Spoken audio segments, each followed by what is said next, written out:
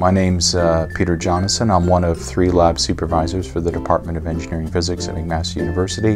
In 4th year, I run a solid state lab where students make a solar cell from scratch. They take a 2-inch silicon wafer and put it through about 37 different process steps, and at the end they have 4 solar cells. So part of the process for etching into a wafer is you have to spin on photoresist, and spinning on photoresist is basically what the process says is you take the wafer, you put it onto a vacuum chuck that spins the wafer at 2000 RPM, and you put photoresist onto the wafer and then you spin it. In the spinning process, the photoresist is spread out on a very even and known thickness on the top of the wafer. This has been characterized. Photoresist comes in different densities and different viscosities, so different spin rates and different spin times will give you different thicknesses on top of the wafer. You then take that, which is now a wet coating on top of the silicon wafer, you put that onto a hot plate and you do what we call a soft bake. You then take the soft bake wafer, put that into the mask aligner, which is where we actually do the photographic process, where we actually put down the mask that creates the pattern we want. We expose it to a UV light, we develop it, and then we do a hard bake. So now we have a very hard photoresist layer on top of the wafer. In order to get metal contacts onto the silicon wafer, what we do is we evaporate aluminum in a vacuum chamber, and the aluminum evaporates in the chamber, and any surface that it comes in contact with it bonds to. So we take the wafer and we put it inverted into the vacuum chamber, so the aluminum that is being heated up and evaporated actually sprays onto the wafer.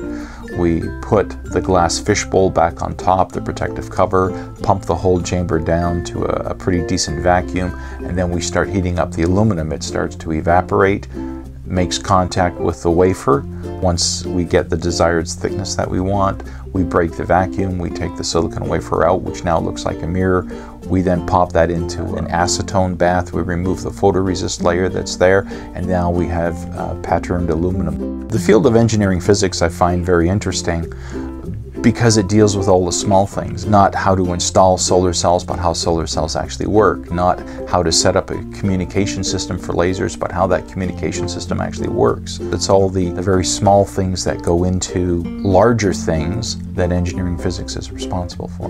Part of my broadcast history, just as I started here at McMaster University in the year 2000, I'd already signed a contract to do the Olympics in Sydney, Australia. And what I do at the Olympics is what they call the Technical Operations Center supervisor. So I'm responsible for the transmission of a video signal out of a venue back to the International Broadcast Center. It basically encompasses everything that we do here in engineering physics. It's fiber optical communication, it's lasers, it's electronics. So I get to actually, every couple of years, I get invited again to participate in the Olympics in the broadcast sense. I take a leave of absence from the university and I go to foreign lands for a month, and I help broadcast the Olympics. Red Green started as a bit segment in a show that Channel 11 did called The Smith & Smith Show. I was a video engineer for the show, but I also did a lot of prop teching and design, and part of that was designing the guitar attachment that Harold wore throughout the show as his remote control. So the reason that I got into the field that I'm in is because as a kid I was always what I like to call a putzer. If Dad got a new clock radio, I was the kid that tore it apart to see how it worked. And I did that with everything, and then I would start building my own stuff. Do more than just study. Get involved with some of the opportunities that the universities give you as far as hands-on experience with stuff. There's a lot of interesting clubs and teams on campus.